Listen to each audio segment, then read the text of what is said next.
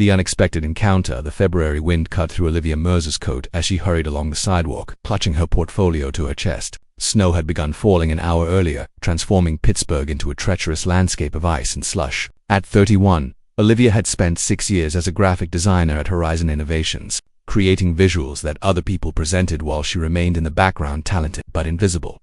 Tonight was supposed to be different. She had stayed late, perfecting a campaign proposal, one that might finally earn her the recognition she deserved. The meeting had been scheduled for 8 a.m. tomorrow, and everything needed to be flawless. The sound came first, a motorcycle engine revving, then a screech, followed by the sickening crash of metal against pavement. Olivia spun around to see a motorcycle sliding across the icy intersection, its rider thrown clear and rolling to a stop near a snowbank. People walked past, heads down against the storm, some slowing to look before hurrying on. One man even took out his phone, likely recording the scene rather than helping. "Is someone calling an ambulance?" Olivia shouted, but her voice disappeared into the howling wind. Without hesitation, she placed her precious portfolio under an awning and ran toward the fallen rider. The motorcyclist lay motionless, wearing an expensive but now damaged leather jacket and a helmet with a cracked visor. As Olivia knelt beside him, snow soaked through her jeans and the cold bit at her fingers.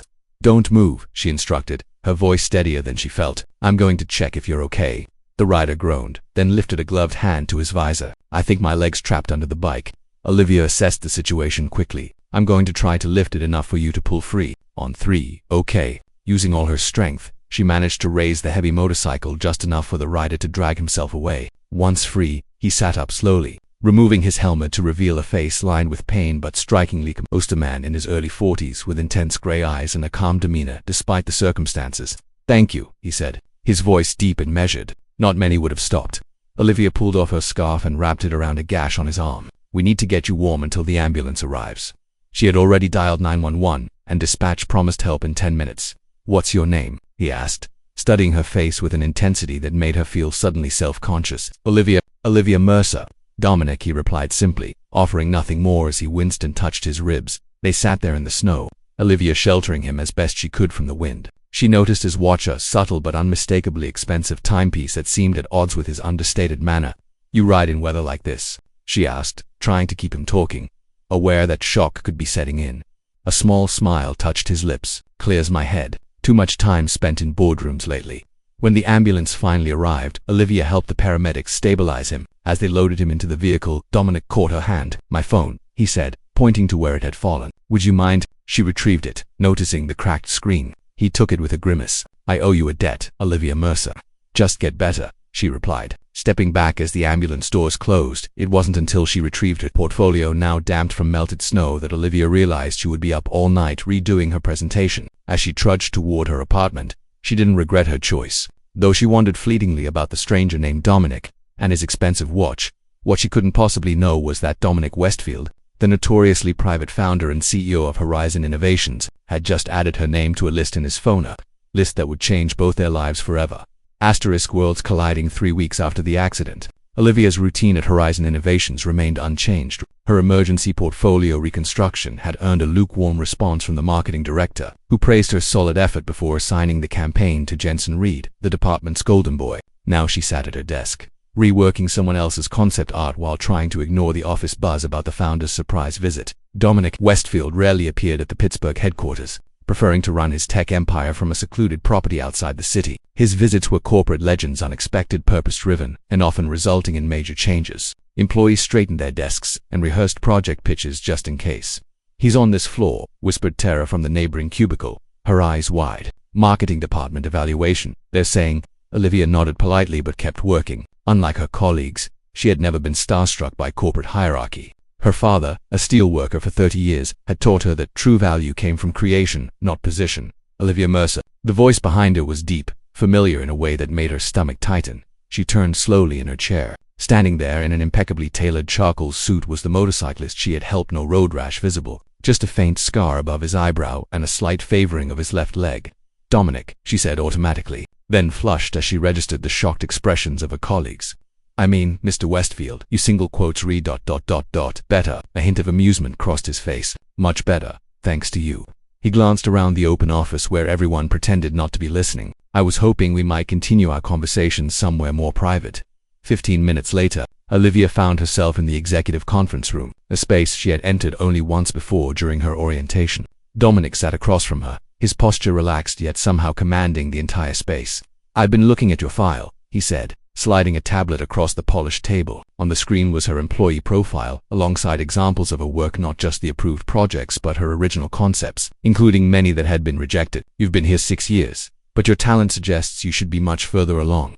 Olivia shifted uncomfortably. "I prefer letting my work speak for itself. And if no one's listening," he raised an eyebrow, "excellence requires advocacy. Olivia, even the best ideas die without the right champion.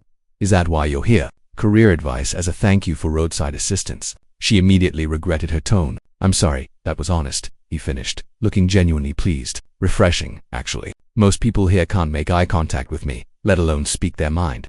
For the next hour they discussed her projects, her perspective on design, and her frustrations with corporate aesthetics. Dominic asked questions no executive had ever bothered with, probing her creative process and philosophy rather than just deliverables and timelines. "I have a proposition," he said finally. "We're launching a special project internal for now, but potentially I need someone who sees things differently, someone who stops when others walk by." The opportunity was unexpected and thrilling. Working directly with the founder could transform her career, yet something felt off about the timing. The coincidence too convenient. "Why me?" she asked directly. "Is this because you feel obligated after the accident?" His gray eyes assessed her carefully. "I don't mix obligation with business, Ms. Mercer. I choose talent. The accident simply made me notice yours sooner." Over the following weeks, Olivia found herself balancing her regular duties with confidential meetings in Dominic's temporary office. The project tree imagining how Horizon's technology could address humanitarian needs rather than just consumer demands lined perfectly with her values. Yet, as she grew to know him, contradictions emerged. Dominic spoke passionately about compassionate technology while ruthlessly analyzing market advantages. He valued her creative honesty but remained guarded about his own life and motivations. He moved through the world with uncompromising purpose, yet seemed profoundly alone. During late evenings working side by side, professional boundaries began to blur. She learned he had built Horizon from nothing after walking away from family wealth. He discovered her dream of creating accessible design for underserved communities. Their conversations extended beyond project parameters into philosophy, art, and their contrasting views on success. "You could have my office in 5 years, he told her one night as they reviewed projections. "You have the vision and the skill." Olivia looked up from her sketches. "I don't want your office. I want to make work that matters." Something shifted in his expression. Respect, perhaps, or recognition. "Those aren't mutually exclusive, Olivia." "They can be," she replied. "Power changes people's priorities." Before he could respond, his phone buzzed with an urgent message. His face hardened as he read it. "We'll have to cut this short. Something's come up at the executive level." Later that evening, Olivia overheard Tara and Jensen discussing layoffs in the Seattle office. "Total restructuring," Jensen said knowingly. "Westfield's been evaluating all the branches personally." A cold realization washed over her. The humanitarian project, her sudden promotion, the late-night conversations, had it all been covered for his real purpose? Was she unwittingly helping him decide who stayed and who went? As she packed up her desk that night, Dominic appeared in the doorway, his expression unreadable. "Tomorrow we present to the board," he said. "Be ready at 8. Olivia nodded, the warmth of their growing connection now tempered by doubt. She had rescued Dominic Westfield from a snowbank, but she was beginning to wonder if she had invited a wolf into the fold. Hidden motives. The boardroom of Horizon Innovations occupied the entire northeast corner of the 32nd floor. With floor-to-ceiling windows framing Pittsburgh's skyline, Olivia felt out of place among the 12 executive board members in their bespoke suits, their expressions ranging from curiosity to thinly veiled skepticism as Dominic introduced her. "Ms. Mercer represents exactly the perspective we've been missing," he concluded. Nodding for her to begin, Olivia took a steadying breath and launched into the presentation. They had spent weeks perfecting Project Lighthouse, an initiative to redirect 10% of Horizon's resources toward developing affordable technological solutions for underserved communities. Her designs showed elegant interfaces specifically created for users with limited tech literacy, adaptive features for those with disabilities, and distribution models that prioritized accessibility over profit margins. "This isn't charity," she emphasized, meeting each board member's gaze. "It's innovation with purpose. These markets represent billions of potential users currently ignored by the tech sector." As she spoke, she noticed Dominic watching her with an intensity that bolstered her confidence. For all her doubts about his motives, she couldn't deny his belief in this project, or in her. The questions afterward were predictably focused on revenue projections and market risks. Olivia handled most, with Dominic occasionally stepping in to reference proprietary data that supported their case. By the meeting's end, The board had provisionally approved a pilot program, substantially scaled back from their original proposal but still a victory. "You were remarkable in there," Dominic told her as they walked back to his office. "You spoke their language without compromising the vision." "I learned from watching you," she admitted, "though I still think we could have pushed harder on the rural deployment timeline." He smiled. "Patience, Olivia. Corporate change is incremental. Push too hard in Mr. Westfield." A breathless executive assistant intercepted them. "Urgent call from the Seattle office. They need immediate direction on the restructuring." Dominic's face shifted instantly, the warmth replaced by a controlled mask of authority. "Excuse me, Olivia. We'll continue this later." He disappeared into a conference room without further explanation. That afternoon, Olivia found an encrypted file mistakenly shared with her account. The file named Department Viability Assessment made her pause before opening it. Inside was a comprehensive analysis of every department at Horizon, including her own, with efficiency ratings, redundancy assessments, and recommended personnel reductions. Her marketing department was flagged for a 30% reduction in staff, with specific names highlighted including Tara, whose work Olivia had always admired for its creativity, if not its commercial appeal. Her stomach tightened as she scrolled further and found notes in Dominic's distinctive shorthand. He had been systematically evaluating departments during his surprise visits over the past 3 months. Project Lighthouse, it appeared, was just one of several initiatives he was personally overseeing while conducting this larger assessment. Olivia closed the file, her thoughts racing. Had her rescue of Dominic been merely convenient timing? Was her involvement in Project Lighthouse genuine, or just a way to keep her distracted and compliant while he dismantled teams throughout the company? "Finding everything you need." Dominic's voice from the doorway made her jump. "I think there was a file-sharing mistake," she said carefully, turning to face him. "I received something about department assessments." His expression remained neutral, but something flickered in his eyes, caution perhaps, or calculation. "Those assessments are confidential." "Olivia, are you downsizing the marketing department?" she asked directly. He stepped into her office and closed the door. "The company is evolving. Some areas need restructuring to remain competitive." "Restructuring?" She met his gaze unflinchingly. "You mean firing people? People with families and mortgages? People like Tara, whose creative approach might not fit your metrics, but brings value you can't quantify?" "This is business," he said, his tone measured but firm. "Sometimes difficult decisions, it's not just business." She interrupted. "It's people's lives. You talk about technology with purpose while treating your employees like disposable components." A flash of anger crossed his face. "You don't understand the complexities of running a global company, Olivia. Sentimentality is a luxury I can't afford." "Humanity isn't sentimentality," she countered. "These redundancies you're eliminating, they're the same people you're claiming to help with Project Lighthouse. What good is compassionate technology built by a company that doesn't value its own people?" They stood in tense silence, the air between them charged with conflicting principles. Finally, Dominic spoke, his voice deliberately controlled. "I value your perspective on design, Olivia, but company structure and staffing are not your concern." "They became my concern when you involved me in a project about ethical technology," she said. "You can't compartmentalize integrity." His jaw tightened. "I need to evaluate what's best for Horizon's future. Sometimes that requires difficult trade-offs." "Then evaluate this," she said, pulling up her designs for Project Lighthouse. These interfaces were inspired by watching Tara help the new interns navigate our systems. This distribution model came from a conversation with the maintenance staff about technology access in their communities. "The people you're cutting aren't just expenses, they're your insight into the very markets you're trying to reach." For a moment, Dominic looked genuinely conflicted. The ruthless CEO at war with something more personal. Then his phone buzzed with another urgent message, breaking the moment.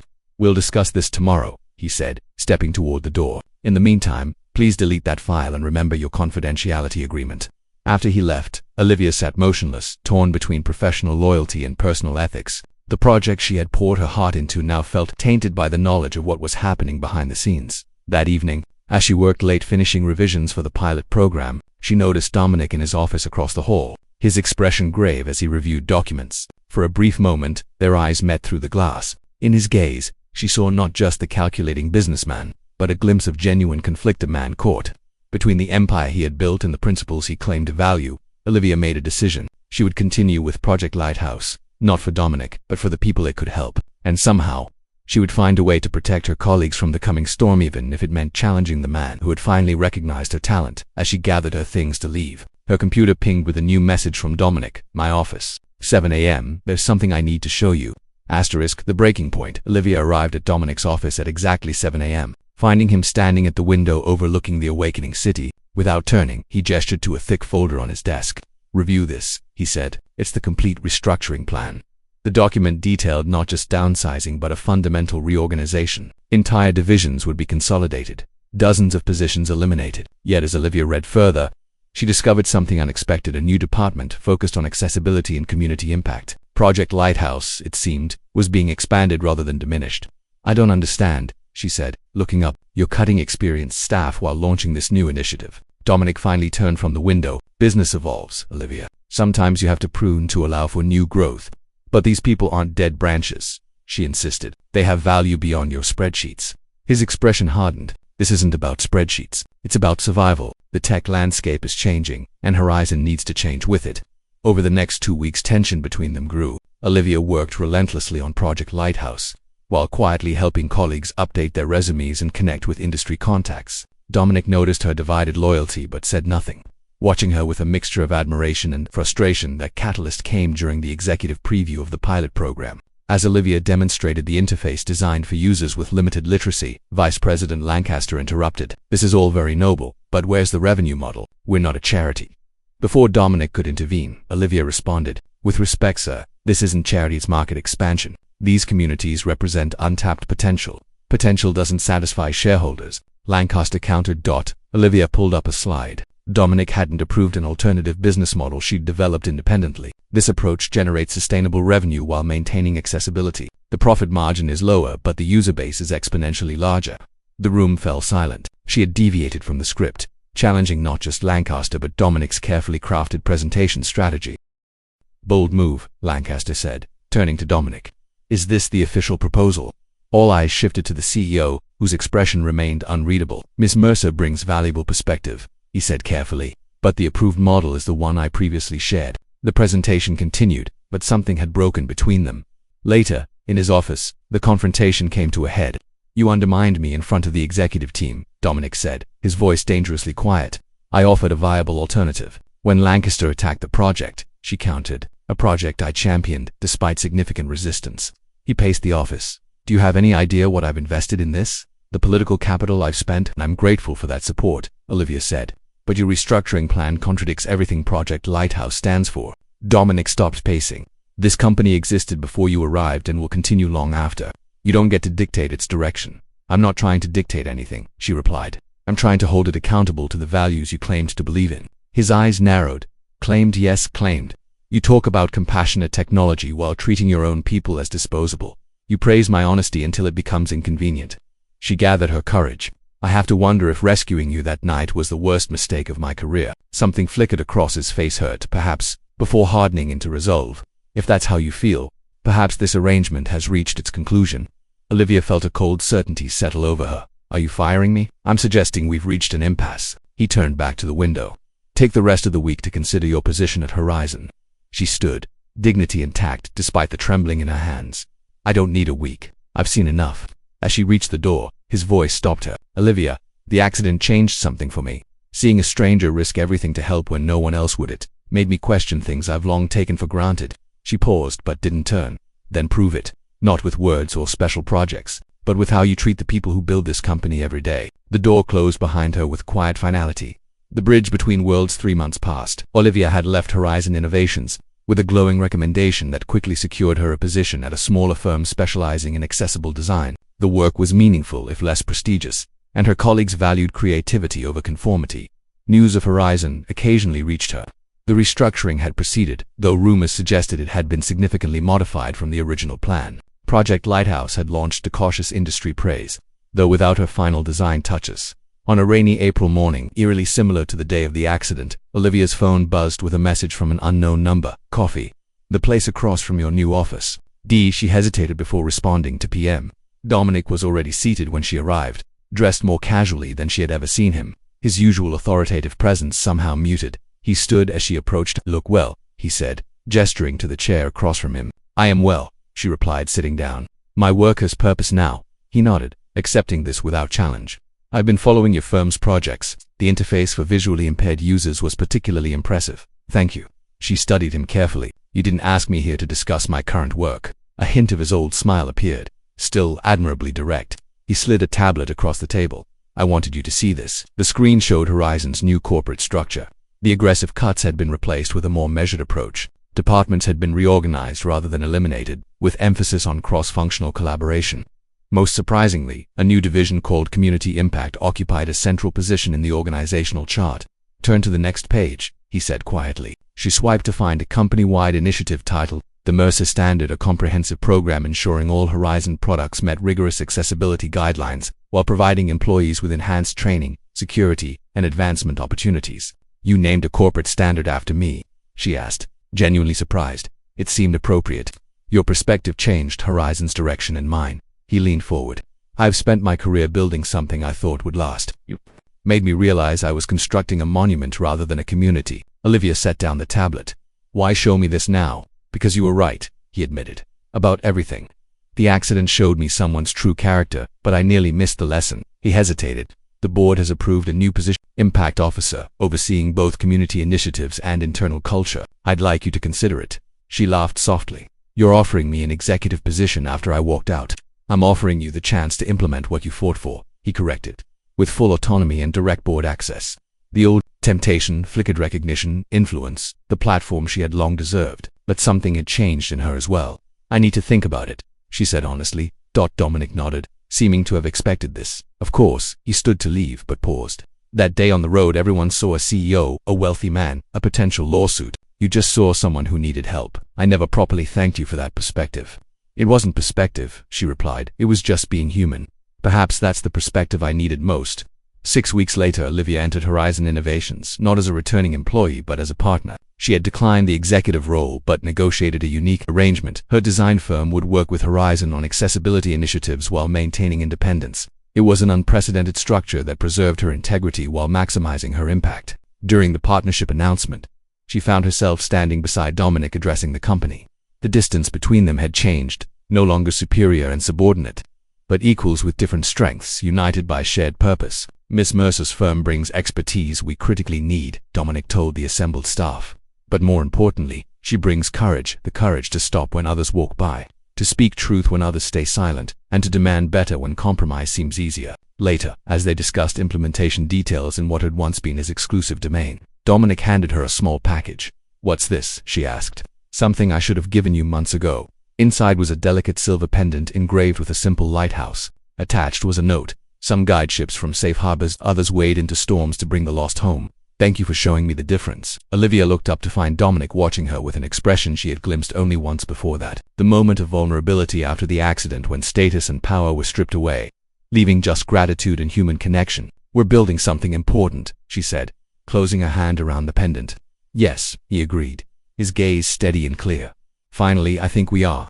The story of the graphic designer and the billionaire never became public knowledge, but within Horizon Innovations, a subtle but profound change took root, a culture where stopping to help wasn't exceptional but expected, where value wasn't measured just in market share but in lives improved, and where two people from different worlds had built an unexpected bridge that others could now cross. For Olivia Mercer and Dominic Westfield, the journey that began with an accident on an icy road had led them not to a fairy tale ending, but to something far more valuable, a shared purpose that honored both her compassion and his vision, transforming not just their lives but countless others.